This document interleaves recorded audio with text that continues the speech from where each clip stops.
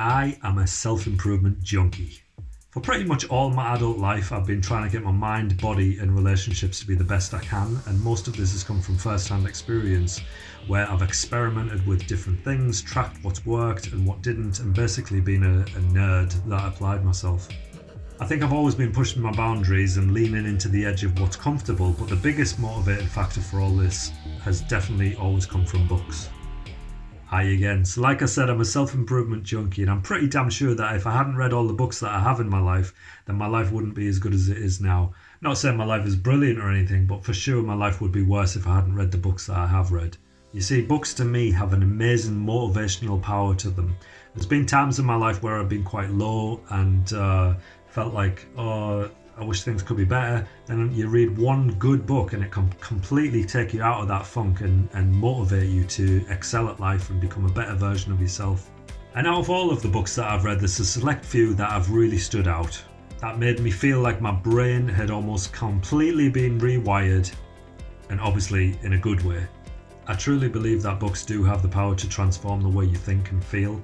And these three books that I'm about to share with you are the ones that I feel had the most influence over me and my life and the direction that my life went in. So let's get started. Number one, in terms of importance, no other book has changed my life as much as this one. This is The Power of Noun. It's like the meditator's Bible. This book is absolutely amazing. If you apply what is in this book, it will completely make your life better. I don't think any other book has ever had such an impact and changed my life more for the better than this book. Honestly, I truly believe that it could cure depression and even end all wars if people applied the contents, what is inside of this book. And the best thing about this book actually as well is that when you read it and you practice what's written inside, every time you go back to the book and read it again, it hits you on a new level, which is pretty amazing. Most books don't have the power to do that, and this book does, and it's just brilliant, so read it. All right, number two, more business and career related. It's the 4-Hour Work Week.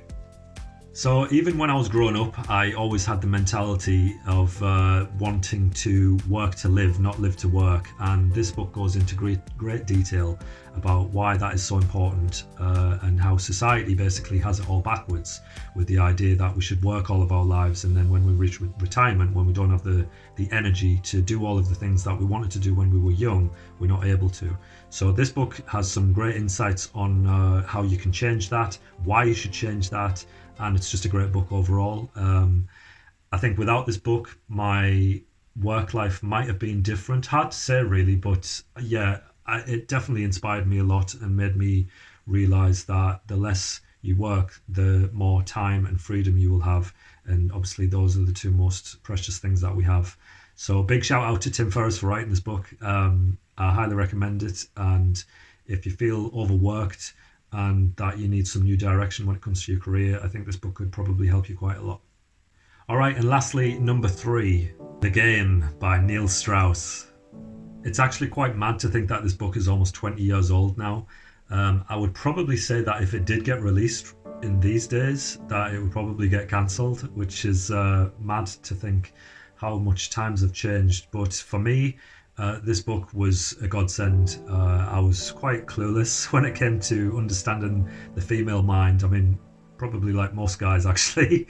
There is a big difference between how men and women think, and this book shed a lot of light and helped me and a lot of other guys to understand how women think, what causes attraction, and it was just an amazing book to pick up and start reading. I couldn't put it down when I first read it. Big shout out to my first girlfriend actually for recommending this book. That's kind of slightly embarrassing to admit, but yeah, she was the one that recommended it, and I loved it from the first page. It's just a great book. Even if you've got no interest in learning about the attraction between men and women, it's still a great story to read, so you should definitely check this out.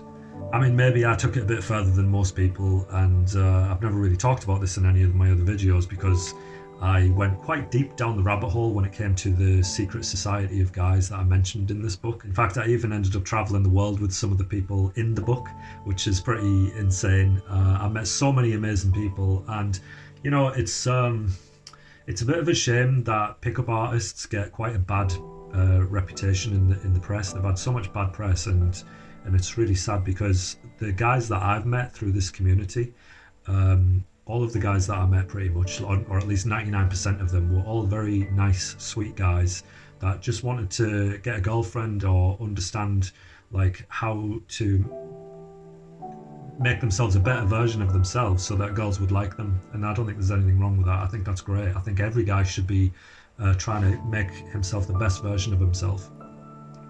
And for me, it was just an amazing journey, an amazing part of my life that I'll always look back over fondly, because some of the relationships that I had were amazing. Like I met some stunningly beautiful, high value women that I had amazing experiences with, made some amazing memories that I'll always cherish.